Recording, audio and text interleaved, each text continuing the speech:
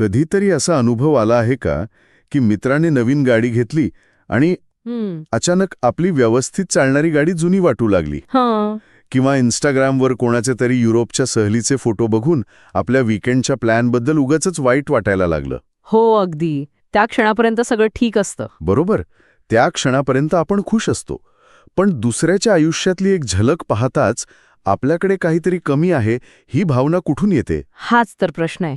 आज आपण याच मानवी स्वभावाच्या मुळाशी जाणार आहोत. आपल्याला दुसऱ्यांकडे जे आहे तेच नेमकं का हवं असतं, आणि या प्रश्नाची उकल करण्यासाठी आपण आधार घेणार आहोत विद्यावाचस्पती विद्यानंद यांच्या तुलनात्मक इच्छेचे मानसशास्त्र यावरील अभ्यासपूर्ण लेखनाचा. आणि हा प्रश्न दिसतो तितका साधा नाहीये, कारण ही तुलना करण्याची सवय आहे ना, ती आपल्या प्रत्येक निर्णयावर, आपल्या आनंदावर आणि मानसिक आरोग्यावरही अगदी नकळतपणे परिणाम करत असते. आपण मान्य करो किंवा न करो, आपल्या डोक्यात सतत एक अदृश्य ताळेबंद सुरू असतो. त्याच्याकडे काय आहे आणि माझ्याकडे काय नाही. बरोबर. विद्यानंद यांच्या लेखनातला मूळ विचार हाच आहे की माणूस स्वतःच्या समाधानासाठी स्वतःकडे पाहण्याऐवजी इतरांनाच आरसा बनवतो. आणि ही तुलना फक्त गाडी बंगल्यापुरती नसते. नाही, ती यश, आनंद, नाती सगळ्याच बाबतीत होते. हो, सामाजिक प्रतिष्ठेपर्यंत पोहोचते. इतरांना आरसा बनवतो ही कल्पनाच खूप प्रभावी आहे. चला तर मग याच आरशात जरा डोकावून पाहूया, ही तुलना करण्याची भावना नेमकी येते कुठून? विद्यानंद यांच्या विश्लेषणानुसार यामागचं सर्वात पहिलं आणि खोलवर रुजलेलं कारण कोणतं आहे? त्यांच्या मते या सगळ्याच्या मुळाशी आहे असुरक्षिततेची भावना. असुरक्षितता. हो, जेव्हा आपण आतून स्वतःबद्दल पूर्णपणे समाधानी नसतो, जेव्हा आपल्या मनात स्वतःच्या मूल्याबद्दल किंवा क्षमतेबद्दल सूक्ष्म शंका असते, तेव्हा दुसऱ्याचं यश आपल्याला टोचायला लागतं. म्हणजे ते यश आपल्यातल्या उणीवा दाखवतं. अगदी. जणू काही आपल्यातील उणीवांवर ठेवलेला एक मोठा भिंग असतो तो.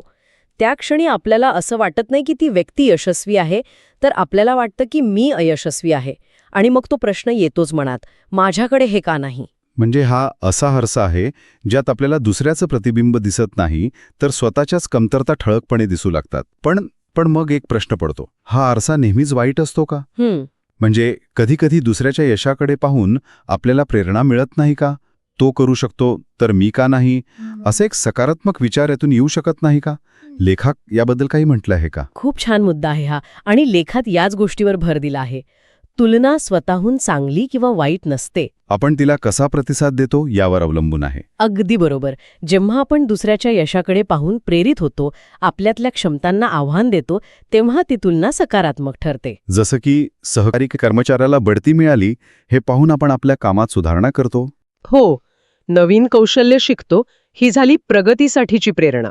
पण जेव्हा तीच घटना पाहून मनात जळफळाट, मत्सर किंवा स्वतःबद्दल कमीपणाची भावना येते, तेव्हा ती तुलना विघातक ठरते. मग आपण मेहनतीचा विचार करत नाही, फक्त नशिबाला दोष देतो.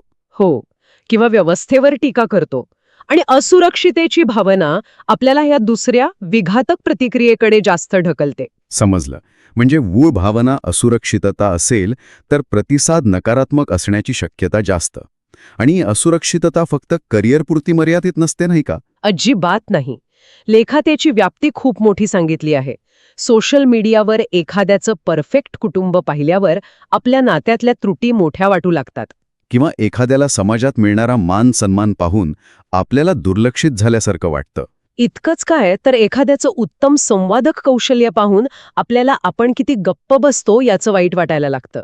या सगळ्या वेगवेगळ्या उदाहरणांच्या मुळाशी धागा एकच आहे, स्वतःच्या अस्तित्वाबद्दलची एक खोलवरची असुरक्षितता. बरोबर. आणि ही असुरक्षिततेची भावना काही रिकाम्या जागेत तयार होत नाही का? आपलं कुटुंब, मित्र आणि एकूणच समाज या भावनेला खतपाणी घालत असतो असं मला वाटतं. आणि मला वाटतं हाच लेखातला पुढचा मुद्दा आहे, सामाजिक चौकट. अगदी बरोबर. आपण अशा समाजात वाढतो जिथे जन्मापासूनच तुलना केली जाते. पाळण्यातल्या बाळाच्या वजनापासून ते शाळेतल्या मार्कांपर्यंत, नोकरीतल्या पगारापासून ते लग्नातल्या थाटामाटापर्यंत प्रत्येक गोष्टीसाठी मापदंड ठरलेले आहेत. ही एक अदृश्य शर्यत आहे ज्यात प्रत्येकजण धावत आहे, पण का धावत आहे हेच विसरून गेलाय. विद्यानंद यांच्या मते ही सामाजिक चौकट इतकी घट्ट आहे की आपण नकळतपणे तिचा भाग बनतो. आणि यशस्वी आयुष्याची एकच जाहीर व्याख्या असते. हो, आणि आपण सगळे त्या व्याख्येत बसण्याचा प्रयत्न करत राहतो. पण या चौकटीची काही गरज नसते का? म्हणजे जर समाजाने काही आदर्शच ठेवले नाहीत तर लोक प्रगतीसाठी प्रयत्न तरी का करतील? प्रत्येकाने स्वतःच्या मनाप्रमाणे वागायला सुरुवात केली तर एक प्रकारची अराजकता येणार नाही का? असणं गरजेचं आहेच, पण लेखात फरक स्पष्ट केला आहे तो मार्गदर्शक तत्व आणि कठोर नियम यांच्यातला. अच्छा. उदाहरणार्थ प्रामाणिक असावं किंवा मेहनत करावी ही मार्गदर्शक तत्व आहेत. पण वयाच्या तिशीत स्वतःचं घर असलंच पाहिजे किंवा वर्षाला इतके लाख रुपये कमवणाराच यशस्वी असतो. हो, हे कठोर नियम आहेत जे समाजाने तयार केले आहेत. खरी अडचण तेव्हा होते जेव्हा आपण या कठोर नियमांनाच यशाची अंतिम व्याख्या म्हणू लागतो. आणि मग काय होतं? आपण आपल्या आत डोकावून बघायचं सोडून देतो. आपल्याला कलेत रस असतो, पण समाज डॉक्टर इंजिनियरला जास्त प्रतिष्ठा देतो म्हणून आपण आपली आवड मारून त्या शर्यतीत उतरतो. आपली खरी ओळख, आपला खरा आनंद कुठे आहे हे शोधण्याचा प्रयत्नच केला जात नाही. आणि आजच्या काळात तर सोशल मीडिया या सामाजिक चौकटीला अजूनच मजबूत करत आहे. प्रत्येकाच्या आयुष्यातला फक्त सर्वोत्तम क्षण, हो, ती सुट्टी, ती पार्टी, ती नवीन वस्तू. तेवढंच आपल्याला दिसतं. त्यामुळे तर ही तुलना अधिकच तीव्र झाली आहे. हो, आणि हे खूप धोकादायक आहे कारण सोशल मीडियाचे अल्गोरिदम आपल्याला तेच दाखवतात जे आपण पाहतो. त्यामुळे जर आपण यशाच्या ठराविक कल्पना पाहू लागलो तर आपल्याला फक्त तेच दिसू लागतं. एक प्रकारचा सक्सेस इको चेंबर. बरोबर. आणि मग आपल्याला वाटायला लागतं की जगातले सगळेच लोक आपल्यापेक्षा जास्त आनंदी, श्रीमंत आणि यशस्वी आहेत. आपण त्यांच्या आयुष्याची फक्त हायलाइट रील पाहतो आणि त्याची तुलना आपल्या आयुष्याच्या बिहाइंड द सीन्सशी करतो. हो, जिथे गोंधळ आहे, संघर्ष आहे, अनिश्चितता आहे. ही तुलनाच मुळात चुकीची आणि अन्यायकारक आहे. या सामाजिक दबावामुळे आणि सततच्या तुलनेमुळे एक रिकामी भावना मनात तयार होत असेल की माझ्याकडे अजूनही काहीतरी कमी आहे. आणि मला वाटतं लेखात याच भावनेला अपूर्णतेची भावना म्हटलं आहे. हो, बरोबर. या दोन्ही गोष्टी एका नाण्याच्या दोन बाजू आहेत. विद्यानंद या अपूर्णतेच्या भावनेला एक भ्रम किंवा मृगजळ म्हणतात. मृगजळ? हा, आपल्याला सतत वाटतं की ती एक वस्तू, ती एक व्यक्ती किंवा ते एक यश मिळालं की आपलं आयुष्य परिपूर्ण होईल. एकदा का मला ती नोकरी मिळाली की मी सुखी होईन. एकदा का माझं लग्न झालं की सगळं ठीक होईल. हो, पण प्रत्यक्षात काय होतं, ती गोष्ट मिळाल्यावर तात्पुरता आनंद नक्कीच मिळतो. पण काही दिवसांनी, काही महिन्यांनी मनाची ती अस्वस्थ अवस्था परत येते. ती अपूर्णतेची भावना कायम राहते. आणि मग आपलं लक्ष दुसऱ्या कोणत्या तरी गोष्टीकडे जातं. अगदी. म्हणजे ही एक न संपणारी शर्यत आहे. एक डोंगर चढून गेल्यावर कळतं की समोर दुसरा, त्यापेक्षा उंच डोंगर उभा आहे. यालाच हेडोनिक ट्रेडमिल म्हणतात ना. अगदी तोच प्रकार. आपण आनंदाच्या मागे धावत राहतो, पण आपण आहोत तिथेच असतो. या अपूर्णतेच्या भावनेमुळे आपण वर्तमानात जगायचं विसरून जातो. आपलं सुख नेहमी भविष्यातल्या कोणत्या तरी गोष्टीवर अवलंबून असतं. हो, आणि याचा थेट परिणाम आपल्या ओळखीवर होतो. जेव्हा आपण सतत दुसऱ्याचं आयुष्य जगतो, दुसऱ्याच्या यशाचे मापदंड वापरतो, तेव्हा आपण म्हणून कोण आहोत हेच विसरून जातो. म्हणजे आपण आपल्या आयुष्याची पटकथा लिहिण्याऐवजी दुसऱ्याच्या आयुष्याची नक्कल करण्याचा प्रयत्न करतो आणि त्यात आपली मूळ कथाच हरवून जाते. सुंदर. अगदी हेच होतं. आपली ओळख ही आपल्या आवडीनिवडी, आपली मूल्य, आपले अनुभव, आपला संघर्ष यातून घडत असते. पण जेव्हा आपण आपलं आयुष्य दुसऱ्याच्या मोजपट्टीने मोजायला लागतो, तेव्हा ही मूळ ओळख पुसट व्हायला लागते. आपल्याला काय आवडतं यापेक्षा लोकांना काय आवडेल याचा विचार आपण जास्त करतो. बरोबर. आपल्याला काय बनायचं आहे यापेक्षा समाजाच्या नजरेत काय चांगलं आहे हे महत्त्वाचं वाटू लागतं. आणि या प्रक्रियेत आपण फक्त इतरांच्या अपेक्षांचं एक प्रतिबिंब बनून राहतो. आपलं स्वतःचं अस्तित्वच राहत नाही. ठीक आहे, तर हे सगळं ऐकून थोडं निराश व्हायला होतंय. आपण असुरक्षिततेमुळे, सामाजिक दबावामुळे आणि कधी न संपणाऱ्या अपूर्णतेच्या भावनेमुळे सतत तुलना करत राहतो. हे एक दुष्टचक्र वाटतंय. मग विद्यानंद यांच्या विश्लेषणात यातून बाहेर पडण्याचा काही मार्ग सांगितला आहे का, की आपण सगळे या शर्यतीत धावण्यासाठी जन्माला आलो आहोत? नाही, अजिबात नाही. लेखाचा शेवटचा आणि सर्वात महत्त्वाचा भाग उपायांवरच आहे.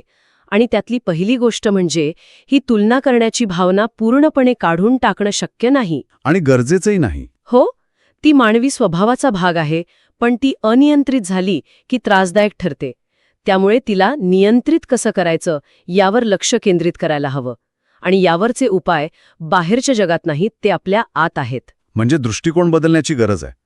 पण हे बोलायला सोपं आहे. जेव्हा आजूबाजूला प्रत्येकजण आपल्या यशाचं प्रदर्शन करत असतो तेव्हा स्वतःला शांत ठेवून स्वतःच्या मार्गावर चालणं खूप कठीण आहे. कृतज्ञ रहा हा सल्ला ऐकायला चांगला वाटतो, पण जेव्हा कामाच्या ठिकाणी तणाव असतो किंवा आर्थिक अडचण असते तेव्हा कृतज्ञ कसं राहायचं? बरोबर. म्हणूनच लेखात कोरड्या सल्ल्याऐवजी विचार प्रक्रियेत बदल करण्यावर भर दिला आहे. पहिला आणि सर्वात महत्वाचा उपाय आहे स्वीकृती. स्वीकृती. आपला प्रवास, आपली क्षमता, आपली परिस्थिती आणि आपल्या गरजा इतरांपेक्षा वेगळ्या आहेत हे मनापासून स्वीकारणं. आपण अनेकदा दुसऱ्याच्या यशाचं फक्त शेवटचं चित्र पाहतो. त्यामागची मेहनत दिसत नाही. हो, त्यामागे त्याने किती वर्ष मेहनत घेतली आहे, काय तडजोडी केल्या आहेत हे आपल्याला दिसत नाही.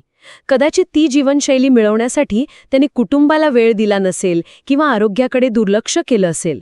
आपल्याला ते हवं आहे का? प्रत्येक गोष्टीची एक किंमत असते. अगदी. त्यामुळे दुसऱ्याकडे असलेली गोष्ट आपल्याला हवी आहे याचा अर्थ तिची किंमत चुकवायलाही आपण तयार आहोत का हा विचार करणं गरजेचं आहे. हा विचारच खूप वेगळा आहे. आपण फक्त फळाकडे पाहतो, पण ते झाड लावण्यासाठी लागणाऱ्या मेहनतीचा आणि वेळेचा विचार करत नाही. अगदी. दुसरा मुद्दा आहे स्वतःच्या प्रगतीवर लक्ष केंद्रित करणे. इतरांशी तुलना करण्याऐवजी स्वतःची कालच्या मीशी तुलना करणे. बरोबर. गेल्या वर्षी मी कुठे होतो आणि आज कुठे आहे? मी कोणती नवीन गोष्ट शिकलो? मी कोणत्या चुकांमधून सुधारलो? जेव्हा आपलं लक्ष स्वतःच्या प्रगतीवर असतं तेव्हा इतरांच्या शर्यतीकडे पाहायला वेळच मिळत नाही. आणि तिसरा मुद्दा, गरजा आणि इच्छा यातला फरक ओळखणं. हो, आपल्याला खरंच जगण्यासाठी काय आवश्यक आहे आणि समाजाने किंवा जाहिरातींनी आपल्यावर कोणत्या गोष्टी लादल्या आहेत हे शांतपणे ओळखता आलं पाहिजे. अनेकदा आपल्या इच्छा या आपल्या नसतातच. त्या आपण कुठून तरी उसनी घेतलेल्या असतात. म्हणजे समाधान ही बाहेरून विकत घेण्याची वस्तू नाही, तर ती आतून विकसित करण्याची एक कला आहे. जेव्हा आपण स्वतःच्या प्रवासाशी आणि मूल्यांशी प्रामाणिक राहतो तेव्हा दुसऱ्याच्या गाडीचा वेग आपल्याला अस्वस्थ करत नाही, कारण आपली दिशाच वेगळी असते. हेच या लेखाचं सार आहे, नाही का? हो, अगदी अचूक. जेव्हा आपण स्वतःला ओळखतो, आपल्या छोट्या छोट्या यशांचा आनंद साजरा करतो आणि आपल्या अपयशातून शिकतो, तेव्हा इतरांशी तुलना करण्याची गरजच कमी होते. कारण तेव्हा आपल्याला कळतं की प्रत्येकाचा मार्ग वेगळा आहे. हो, प्रत्येकाच्या संघर्षाची कहाणी वेगळी आहे आणि त्यामुळे प्रत्येकाच्या यशाची व्याख्याही वेगळीच असणार आहे. खरा आनंद तुलनेत नाही तर आत्मस्वीकृतीमध्ये आहे. तर आज आपण विद्यावाचस्पती विद्यानंद यांच्या लेखनाच्या आधारे पाहिलं की असुरक्षितता, समाजाने तयार केलेली यशाची चौकट, कधीही न संपणारी अपूर्णतेची भावना आणि स्वतःची ओळख गमावणं यांसारख्या खोलवर रुजलेल्या कारणांमुळे आपल्याला दुसऱ्यांकडे असलेल्या गोष्टी हव्याशा वाटतात. आणि या दुष्टचक्रातून बाहेर पडण्याचा सर्वात प्रभावी मार्ग म्हणजे स्वतःच्या आत डोकावून पाहणं, स्वतःच्या प्रवासाला, स्वतःच्या मूल्यांना महत्त्व देणं. जेव्हा आपण हे करतो तेव्हा दुसऱ्यांकडे काय आहे किंवा काय नाही याने आपल्या मानसिक शांततेवर आणि समाधानावर फारसा फरक पडत नाही. आजचं हे विश्लेषण संपवताना एक विचार मनात येतो. आपण ज्या गोष्टींची इतरांशी तुलना करतो आणि ज्या आपल्याला हव्या आहेत असं वाटतं, त्या खरोखरच आपल्याला हव्या असतात की त्या मिळवल्यामुळे समाजात आपली पत वाढेल असं आपल्याला वाटतं? आपल्या गरजा आणि इच्छा यातला फरक आपण खरोखर ओळखतो का?